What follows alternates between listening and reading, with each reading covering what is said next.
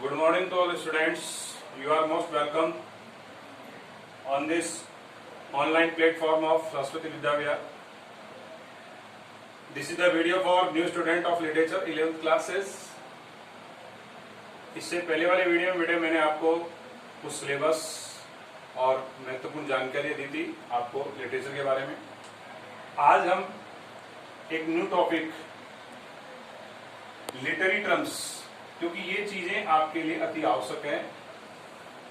एक regular study करने के से पहले अपन अगर बुक्स को, पोइट्री को, ड्रामा को इनसे पढ़ते हैं, इनसे पहले आपको कुछ साहित्यिक शब्दावलियों की नॉलेज अति आवश्यक है।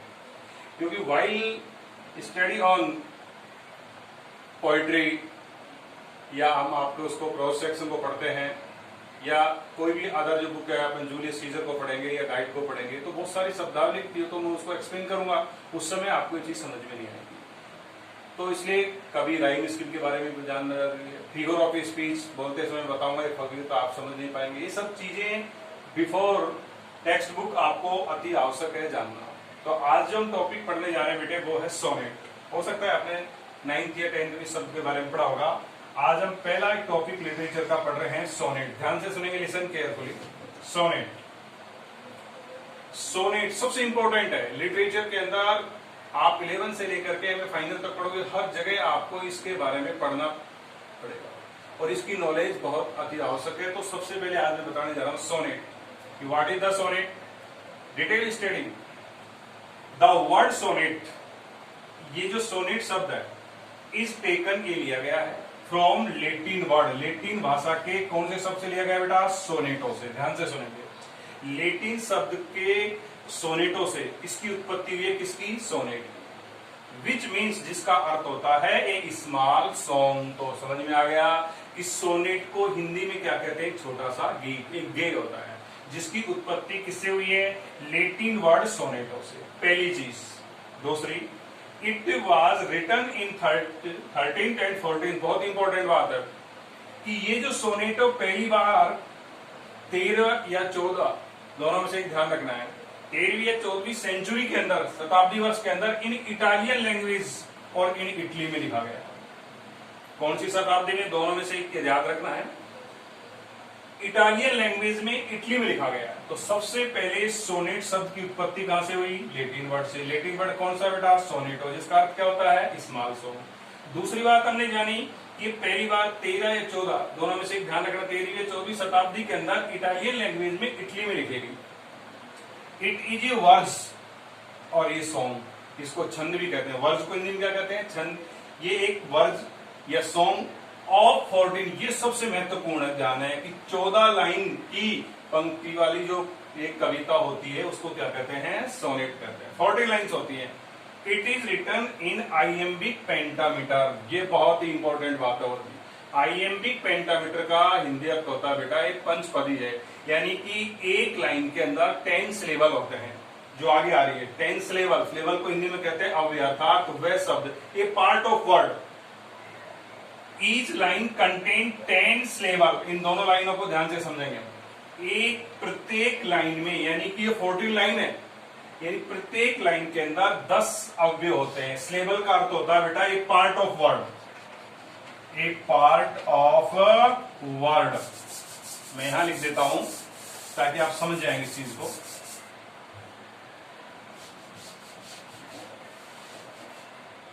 पहली चीज तो आपने समझी, 14 लाइंस होती हैं किसमें? सोनेट में। और सोनेट किसमें लिखा जाता है ये याद रखना है, आइएम्बिक पेंटामीटर। इसको समझा रहा हूं मैं। आइएम्बिक पेंटामीटर क्या होता है? देखो, एक जो लाइन होती है इस सोनेट की, उसके अंदर बेटे 10 सिलेबल होते हैं। और सिलेबल बोले तो ए पार्ट ऑफ वर्ड को हिंदी में क्या, इंग्लिश में क्या कहते हैं? सिलेबल। एक शब्द होता है, एक शब्द का भाग, जिसको हम एक साथ उच्चारण कर, जैसे मैंने यहां लिखा बुक, ये सिलेबल है। जो एक बार ही प्रोनाउंस हो जाए, एक ही, जिसका एक ही ध्वनि हो, एक ही साउंड हो, उसको कहते हैं सिलेबल। आपके सामने मैं आपको शब्द लिख रहा हूं, जैसे कंपेयर, COMPARE। ये जो शब्द है इसमें 2 सिलेबल है, ये एक साथ नहीं बोला है। कंपेयर। आपने लिखा डॉक्टर, डॉक्टर, ये एक साथ एक साउंड नहीं है। तो इसी ये कंपेयर में दो सिलेबल है, तो सिलेबल का समझे होंगे कि एक लाइन में कितने सिलेबल होते हैं, 10। अब सिलेबल का अर्थ मैंने समझा ये पार्ट ऑफ वर्ड, या यूं कहें कि एक साउंड वाले, जिस वर्ड को आप उच्चारित कर रहे हैं उसमें एक साउंड होती है, उसको कहते हैं एक सिलेबल। अब है आपका आईएमबी पेंटामीटर। आईएमबी पेंटामीटर का बात ये होती है बेटा, जब एक लाइन में 10 सिलेबल होते हैं तो जो 5 सिलेबल होते हैं वो तो अनस्ट्रेस होते हैं और 5 होते हैं वो स्ट्रेस होते हैं। जैसे शेक्सपियर की एक पोएम की लाइन है, shall I compare thee to A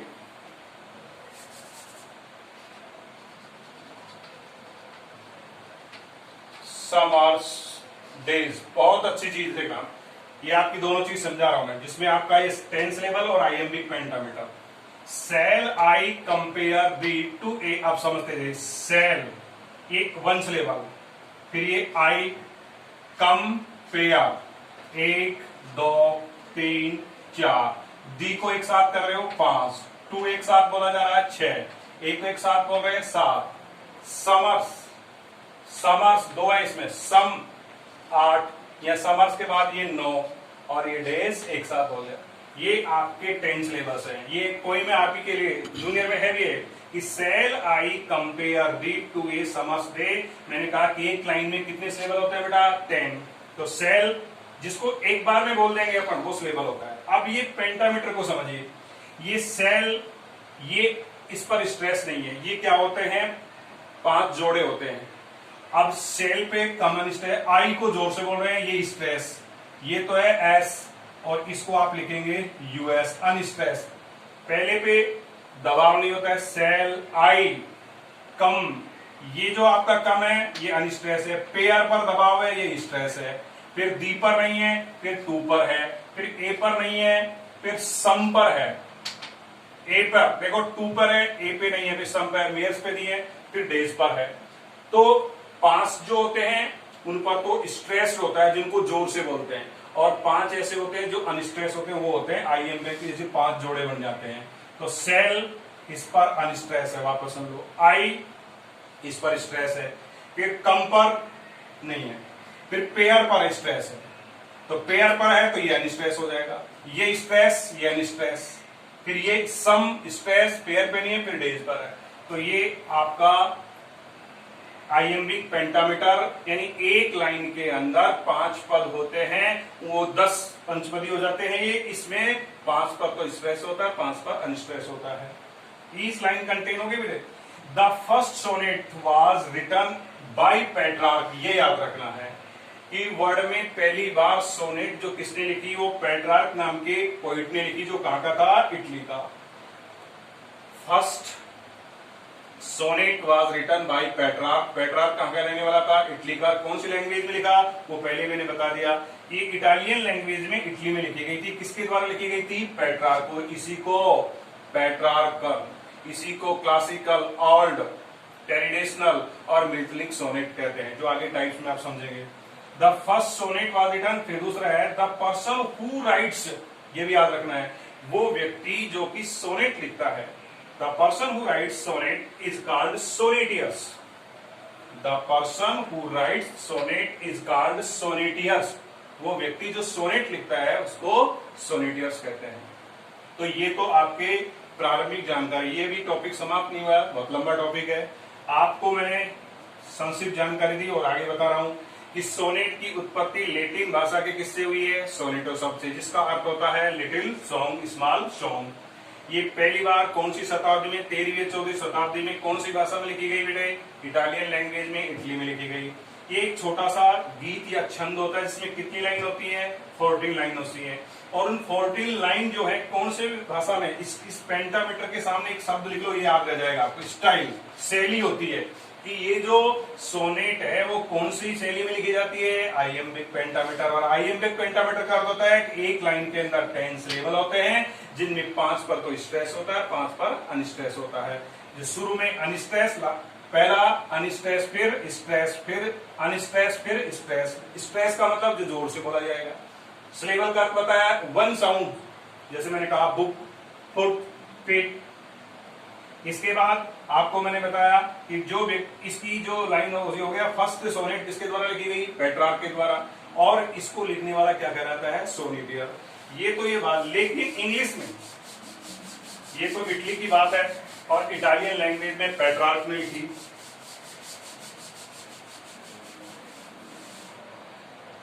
next जो होगा, in this type of, in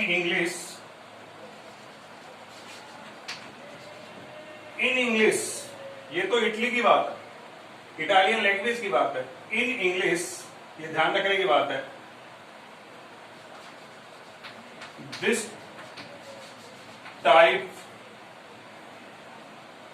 of poem was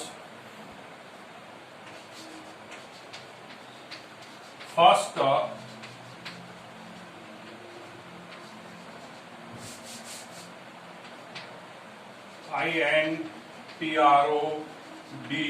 introduced by, ये याद रखना नाम आपको, थॉमस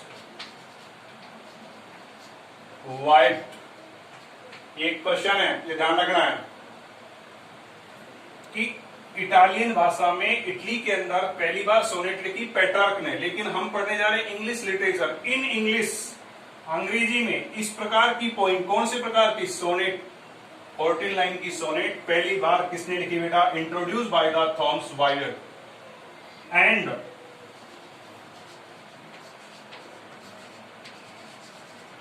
पॉपुलराइज्ड बाय विलियम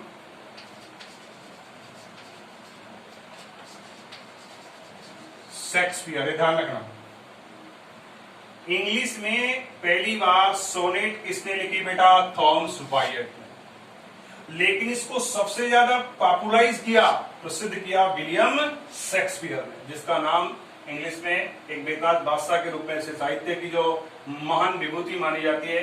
इसके मुकाबले कोई भी, ना तो इससे पहले ने इसके बाद आने वाले किसी भी राइटर ने इसका कंपैरिजन नहीं किया इसके मुकाबले। तो सबसे ज्यादा पॉपुलराइज जो किया सोनेट को किसने किया, शेक्सपियर ने, क्योंकि शेक्सपियर ने 154 सोनेट लिखे। कितने सोनेट लिखे, 154। तो इंग्लिश में पहली बार सोनेट पहली बार किसने लिखा, पेट्रार्क ने। कौन सी भाषा में लिखा, इटली भाषा में। कहा, इटालियन लैंग्वेज में।